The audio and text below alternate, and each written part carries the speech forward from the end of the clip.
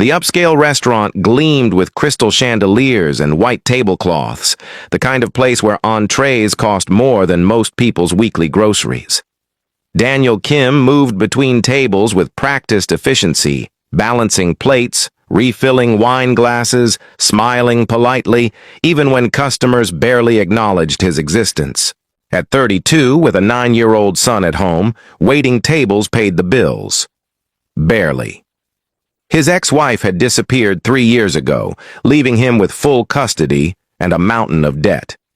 The restaurant job was steady, and the manager let him take leftover food home for his son, Jacob. What nobody knew, what Daniel never mentioned, was his past.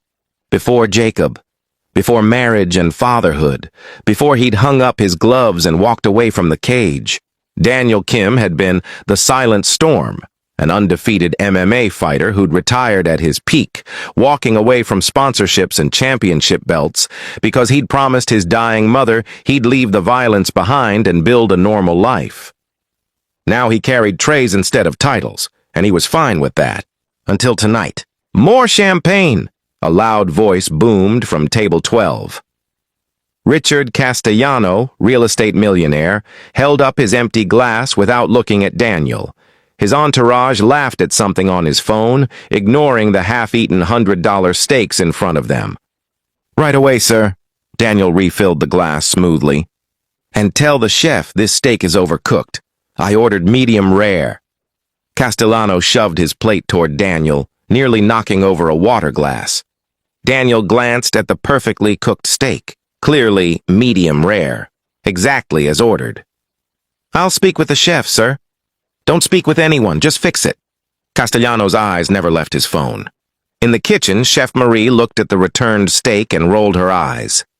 "It's perfect. He's just being difficult." "I know, but the customer is always right, apparently." Daniel smiled wearily. When he returned with a new steak identical to the first, Castellano was standing, arguing loudly with another diner about parking spaces and property values. His face was flushed from alcohol, his voice carrying across the quiet restaurant. "Excuse me, sir, your steak—" Castellano spun around and his elbow caught the plate, sending it crashing to the floor. Hot steak and sauce splattered across Daniel's pants and shoes, the plate shattering on the marble. The restaurant went silent. "You idiot!" Castellano roared. "Look what you did! These pants cost $3,000!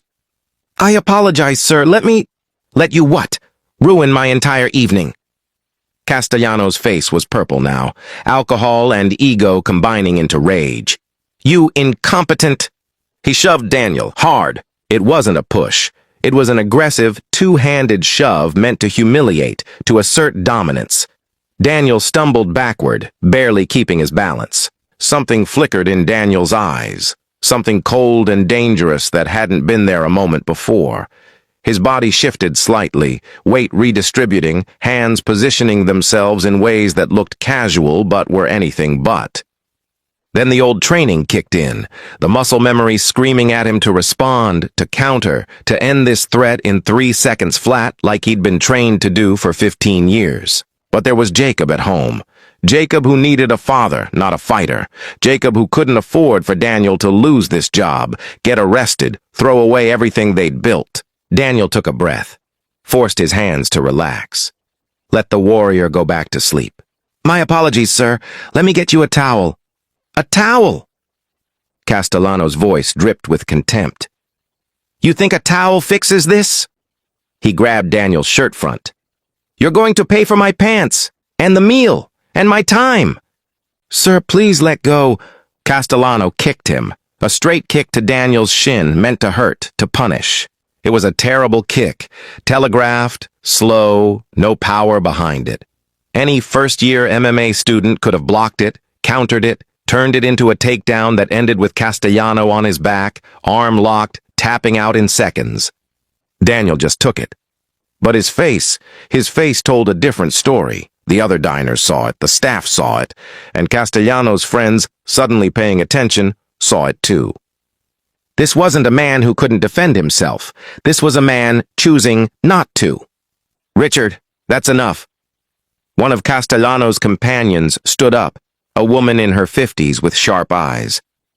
You just assaulted him. Assault? I barely touched him. You shoved him and kicked him in front of 50 witnesses. The woman pulled out her phone. I recorded it.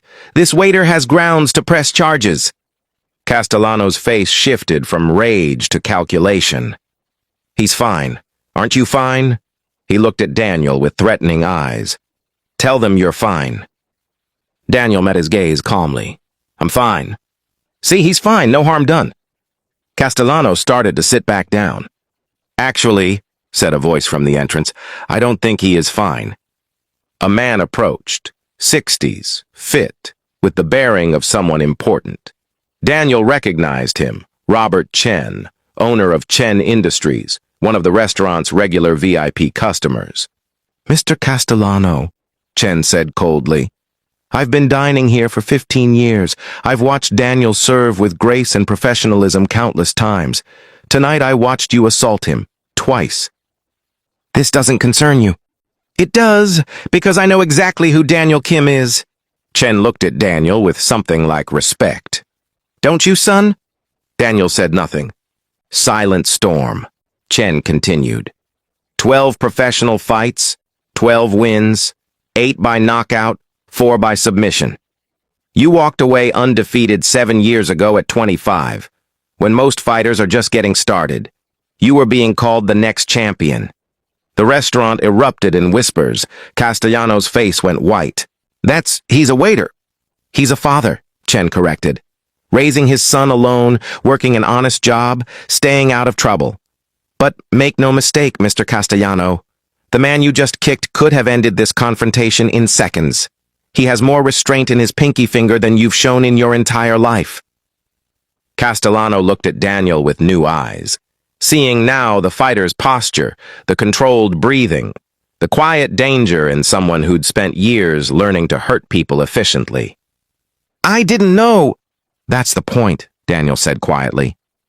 You didn't need to know. You just needed to treat me like a human being. He turned to the manager. I need to clock out. My son's expecting me. Daniel, wait. The manager looked panicked. Mr. Castellano will apologize. I don't need an apology. Daniel untied his apron. But I do need to explain to my 9-year-old son why Daddy came home with bruises from a customer who thought it was okay to hit the help. And I need to decide if I can keep working somewhere that lets that happen. Now hold on, Castellano started. No, you hold on. Chen stepped forward.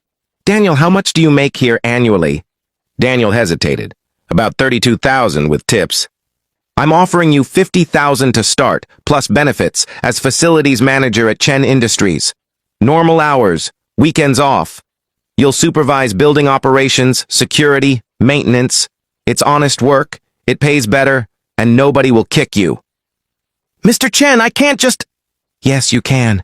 You have skills beyond fighting, discipline, situational awareness, crisis management. You've proven you can keep calm under pressure. Chen smiled. And you've proven you can walk away from a fight even when provoked. That's the kind of man I want on my team. Daniel looked around the restaurant, at the manager who'd let customers abuse him for 3 years, at Castellano who'd thought power meant he could hurt people, at the diners now watching with fascination instead of helping when it mattered. Then he thought of Jacob at home, waiting for his dad, who deserved better than a father who came home bruised and humiliated. When do I start? Tomorrow if you're ready. Chen handed him a business card. Come by at 9. We'll do the paperwork. Daniel nodded, grabbed his jacket, and walked toward the exit. Castellano found his voice. Wait, I'm sorry, okay? I was drunk, I was an ass. Daniel stopped, turned. You weren't drunk when you shoved me the first time. You weren't drunk when you grabbed my shirt. You made choices. You chose to hurt someone you thought couldn't fight back. His voice was quiet but carried through. The silent restaurant. The tragedy isn't that you picked a fight with a trained fighter. It's that you'd have done the same thing if I really was. Just a waiter with no way to defend himself. That's who you are! He left Castellano standing there, speechless, while the entire restaurant watched.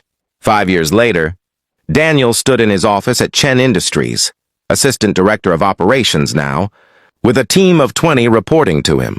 The walls held photos of Jacob at various school events, awards for safety and efficiency improvements, commendations from building tenants, no photos from his fighting days. That life was gone and he didn't miss it. His phone buzzed. An unknown number. "Mr. Kim? This is Richard Castellano. I don't know if you remember me." "I remember."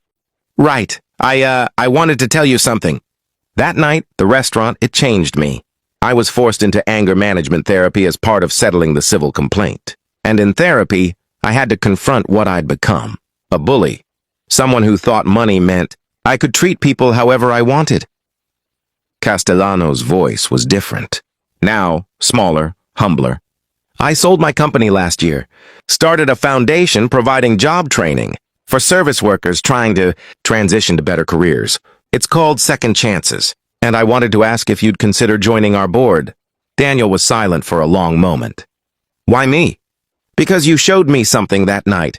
You had every reason to hit back, every right to defend yourself, but you didn't. You took the high road even when I gave you every excuse not to. That kind of restraint, that kind of character, that's what our foundation needs." "I'll think about it," Daniel said finally. "Send me the information." After he hung up, Daniel looked out his office window at the city below. He thought about the fighter he'd been, undefeated, dangerous, respected through fear, and the man he'd become, a father, a leader, someone who'd learned that walking away from a fight took more strength than winning one. Jacob was 13 now, thriving, talking about college. And Daniel had learned that the most important battles weren't fought in cages or restaurants. They were fought in the quiet moments when you chose dignity over revenge, character over ego, the high road over the easy one. The silent storm hadn't disappeared. He'd just learned that true strength wasn't about how hard you could hit. It was about how much you could endure while staying true to who you wanted to be. And that was a fight worth winning.